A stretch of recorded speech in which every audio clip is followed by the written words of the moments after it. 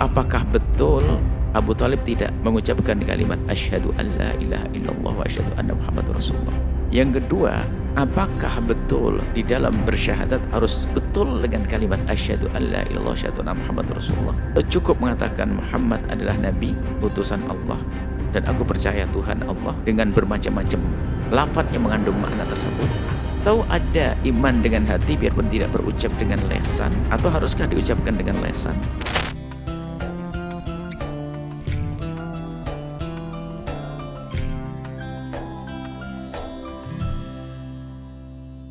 Makanya kisah Abu Thalib sendiri, yang sebagian orang mengatakan Abu Thalib adalah mati dan wafat dalam keadaan kafir, tentunya harus membaca sejarah perjalanan ini juga, agar semakin atau sedikit berhati-hati dalam menilai tentang paman dan Nabi Abu Thalib.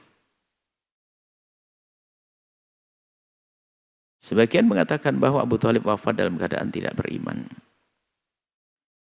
Akan tapi ketahuilah bahwa kita bisa membaca dengan cara ilmiah juga untuk bisa memasukkan pamanda Abu Thalib ke dalam wilayah iman. Ke dalam wilayah iman.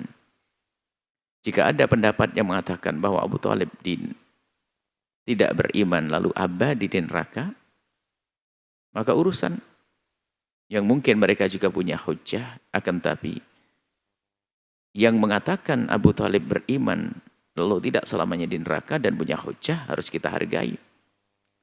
Dan itulah yang selama ini kita percaya dan kita anut. Di dalam pembahasan akidah keimanan memang ada riwayat mengatakan, memang disebutkan termasuk innaka lan tahdi man ahbabta. Engkau tidak akan berikan hidayah kepada orang yang engkau cintai, wahai Muhammad.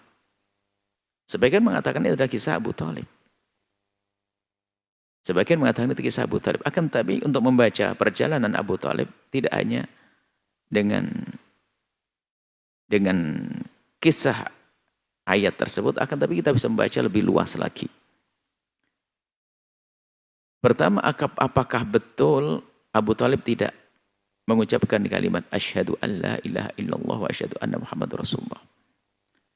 Yang kedua, apakah betul di dalam bersyahadat harus betul dengan kalimat asyhadu an la ilaha illallah wa asyhadu anna Muhammadur Rasulullah? Atau cukup mengatakan Muhammad adalah nabi utusan Allah dan aku percaya Tuhan Allah dengan bermacam-macam lafaz yang mengandung makna tersebut? Atau ada iman dengan hati biarpun tidak berucap dengan lisan, atau haruskah diucapkan dengan lisan? Ini juga pembahasan supaya kita ini waspada. Maka di saat ada orang mengatakan Abu Thalib dalam wilayah iman, mereka tidak serampangan, tidak sembrono. Paling tidak ada adab.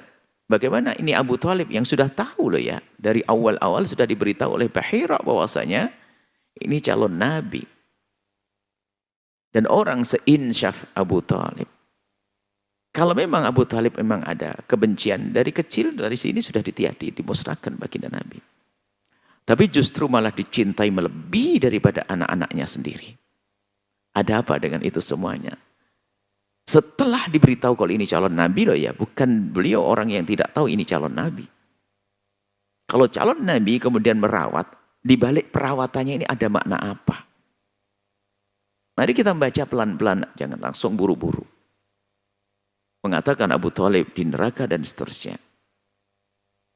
Baik. Ternyata ulama tidak bersepakat bahwa dalam bermasuk Islam adalah harus mengucapkan dengan kalimat asyhadu an la ilaha illallah dan Muhammad Rasulullah, biarpun itu pendapat tidak kuat, cukup kalimat yang menunjukkan makna itu adalah sah. Bersamaan itu juga telah ditemukan syair-syair Abu Thalib yang menunjukkan bahwa dia kagum dengan agama yang dibawa oleh anak saudaranya ini. Baik, anggap saja itu tidak diperlukan. Anggap saja sampai kepada kesepakatan Abu Thalib tidak bersyahadat. Tapi untuk berhusnudzon, apakah sudah tidak ada celah? Yang jelas secara zahir Abu Thalib tidak pernah menyakiti Nabi dan termasuk penjaga yang menjaga Nabi. Yang menjaga baginda Nabi SAW disebut penjaga dari luar. sepak terjang Nabi dalam berjuang berdakwah di saat ingin diganggu dari luar, yang menghalangi pertama adalah Abu Thalib yang pasang dada. Abu Thalib yang pasang dada. Kedua adalah tidak terbukti bahwasanya Abu Thalib pernah sujud ke berhala. Tidak ada riwayat yang menunjukkan Abu Thalib pernah sujud ke berhala.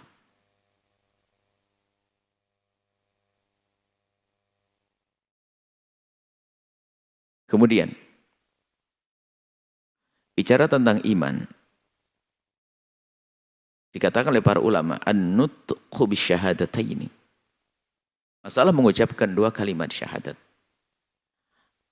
Apakah an-nutqu bisyahadataini syatrun minal imani atau syartun minal iman? Ulama membahas tentang mengucapkan kalimat syahadat. Apakah mengucapkan kalimat syahadat ada bagian daripada iman, maka orang yang beriman dengan hatinya kalau tidak berucap syahadat, maka tidak dianggap imannya? Ada beberapa pendapat di sini. Yang pertama adalah memang betul mengucapkan kalimat syahadat adalah syatrun minal imani, bagian daripada keimanan.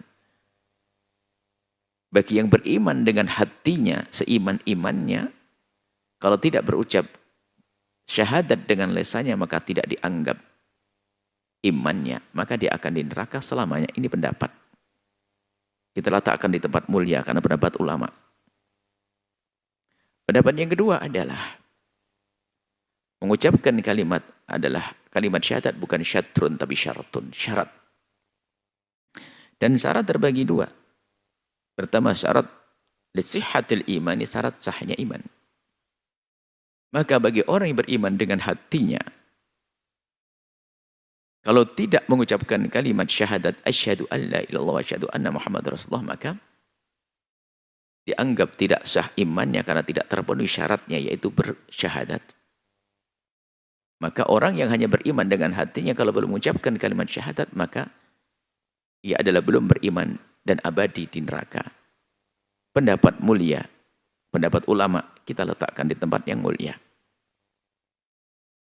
Yang ketiga adalah mengucapkan kalimat syahadat adalah syartun, syarat li ijra'il ahkam ad-dunyawiyah atau fid dunya.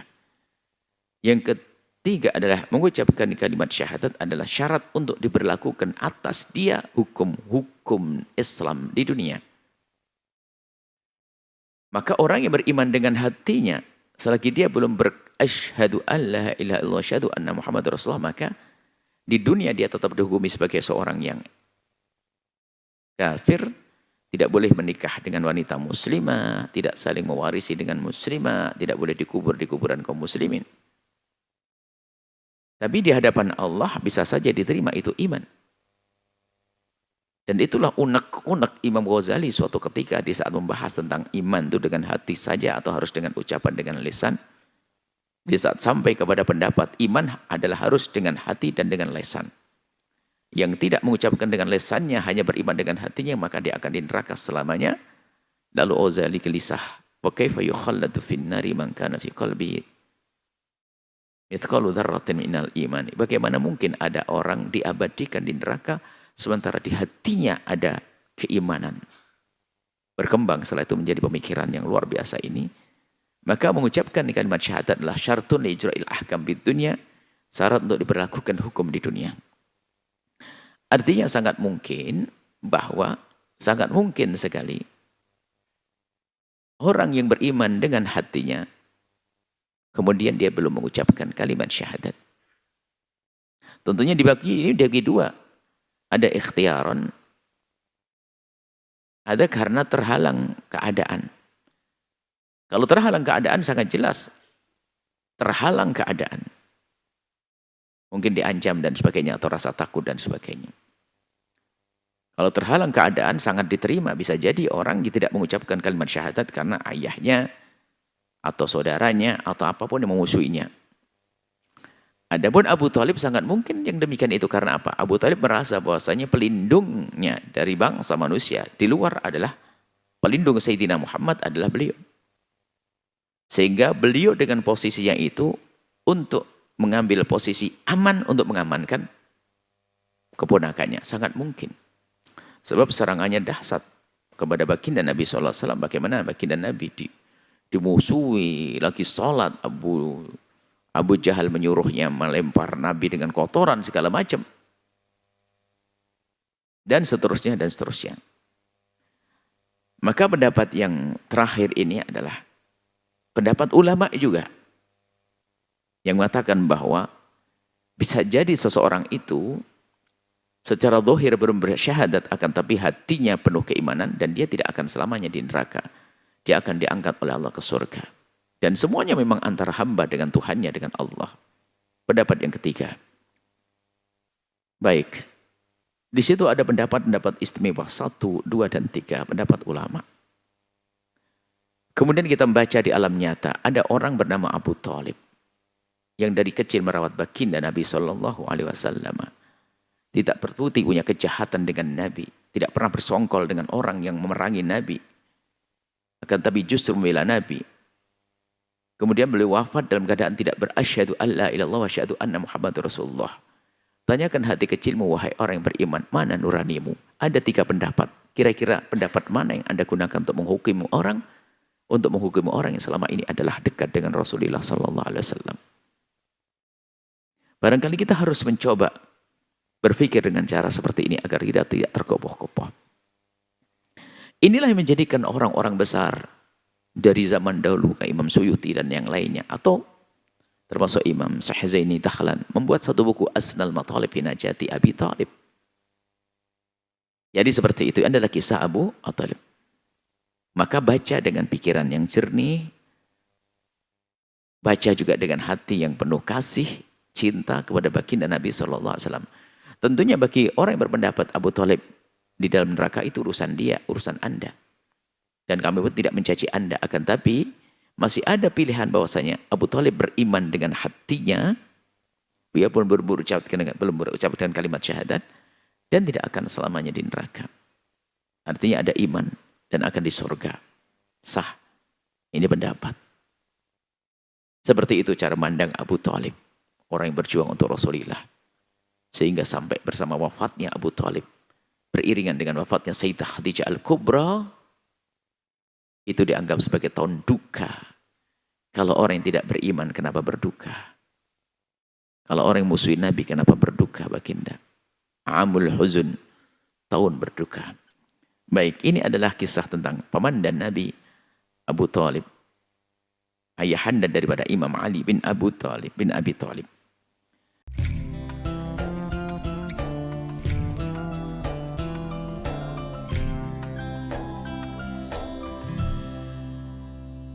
Sahabat Al-Bahjah TV, setelah menyaksikan video ini, jangan lupa bersolawat kepada baginda Nabi Muhammad. Shollu ala Nabi Muhammad. Allahumma sholli alaihi wa ala alihi wa sahbihi.